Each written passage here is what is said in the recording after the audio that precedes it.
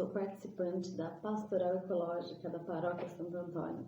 Estou aqui para falar com vocês algumas informações importantes sobre a água, já que hoje é o Dia Mundial da Água, certo? Essa data foi instituída em 1992, aqui no Brasil, no Rio de Janeiro, onde teve a Conferência das Nações Unidas. Mais de 170 países enviaram membros para discutir aqui questões referentes ao meio ambiente, de como cada país pode contribuir para garantir condições mínimas de qualidade de vida para as futuras gerações. E aí não dá para falar em qualidade de vida sem água, né, gente? Então, a água não é só, né, para matar a sede, é um bem essencial para qualquer forma de vida. Então, por direito, todas as pessoas deveriam ter, né, devem ter acesso à água potável, certo? E aí eu lanço uma pergunta para vocês. Será que a água está acabando? Será que a água do planeta vai acabar? Bom, o nosso planeta tem mais da metade de água, certo? Então deveria ser até o nome planeta água em vez de planeta Terra, né?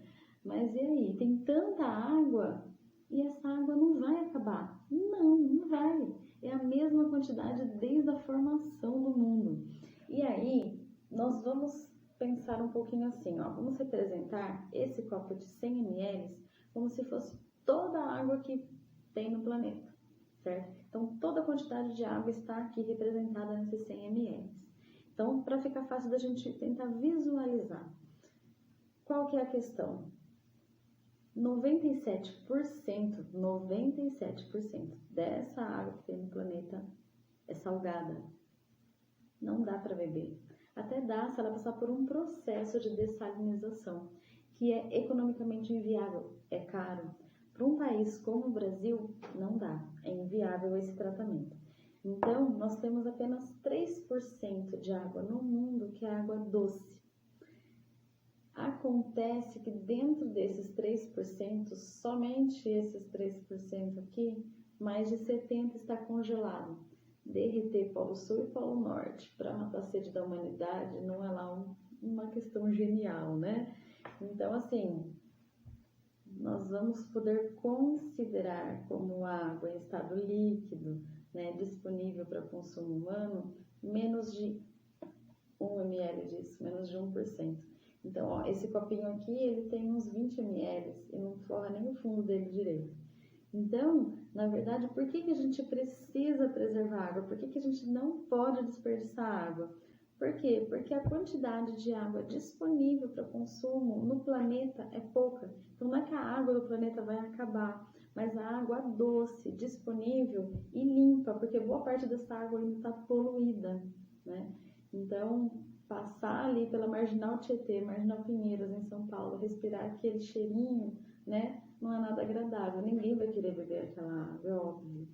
Então, assim, a gente precisa preservar. E aí, eu lanço uma pergunta para vocês, assim, vocês já pararam para pensar que nós lavamos carro com água potável? Difícil, né? Então, assim, enquanto muita gente no mundo não tem acesso à água potável para beber, para matar a sede, né? Nós temos uma água de excelente qualidade e aí a gente acaba desperdiçando de várias formas.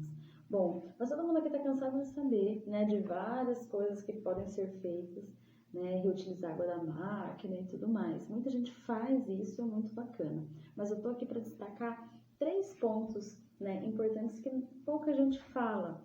Então, para não ficar repetitivo, a gente vai destacar assim, óleo de cozinha.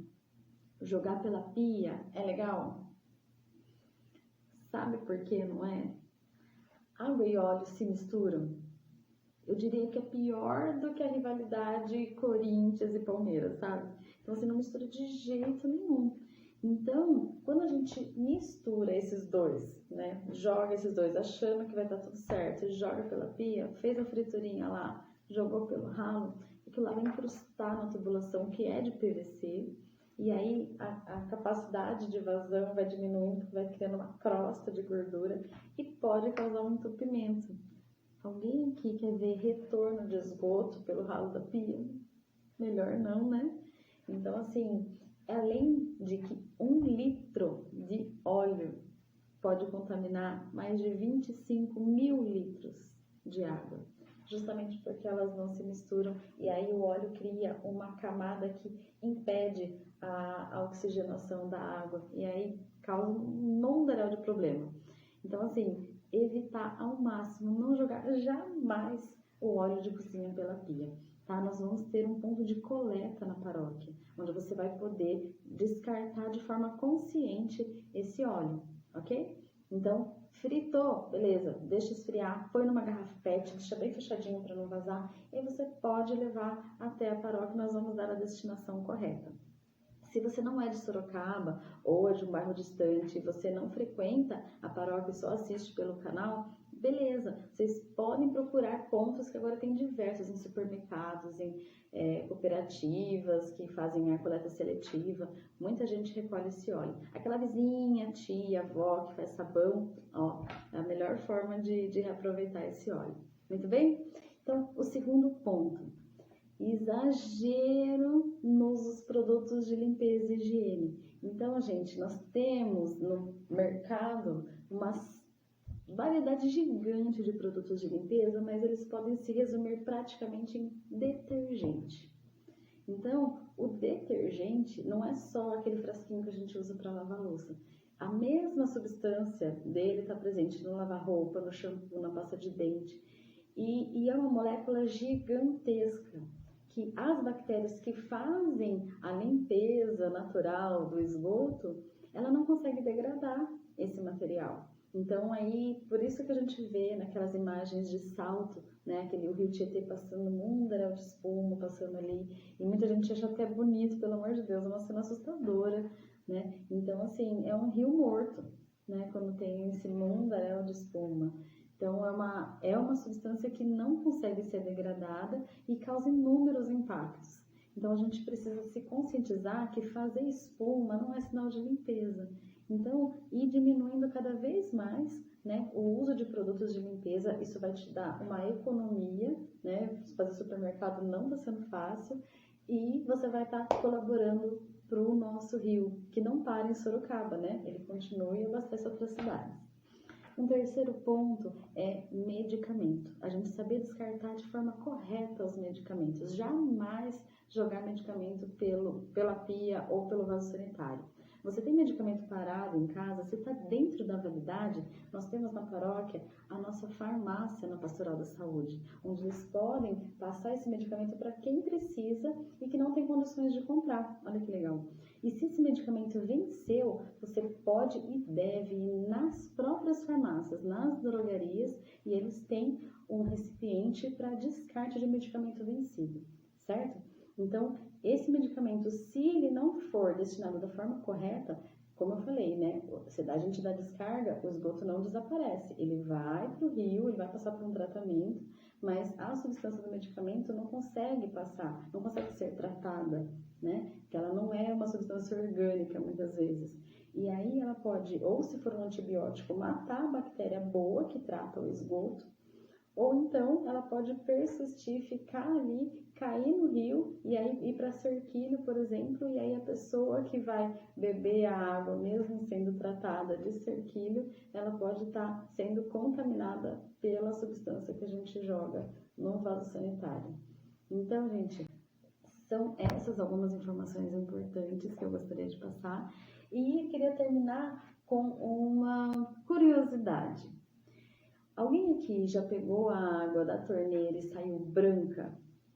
E aí, muita gente, quase todas as pessoas que eu converso, falam, nossa, essa água tem muito cloro, eu não vou beber essa água. Água branca que sai da torneira ou do seu filtro, se for acoplado, não é cloro. O cloro não deixa a cor branca na água. Então, se você tem uma água esbranquiçada saindo da torneira, deixa um copo transparente assim em repouso. Se a água começar a ficar transparente de baixo para cima e ficar translúcida como esse copo aqui, na verdade não é cloro ou nenhuma substância tóxica. Você pode ficar tranquilo e beber essa água, porque essa cor esbranquiçada são microbolhas Então deve ter tido alguma manutenção na rede que parou, então forçou uma pressão ali, teve alguma bolha de ar grande, e aí com a pressão ela vira microbolhas que daí impedem a transferência da água, e aí quando você deixa a água em repouso, essas bolinhas vão subindo. Então pode ficar despreocupado que não é água contaminada, certo? Então essa água que fica branquinha, mas depois em repouso fica transparente, ela pode ser consumida assim, se estiver filtrada. Ok? Espero ter ajudado vocês, espero ter passado um conteúdo, né, relevante e que a gente aprenda cada vez mais a se interessar e a preservar a nossa água. Ok? Obrigada!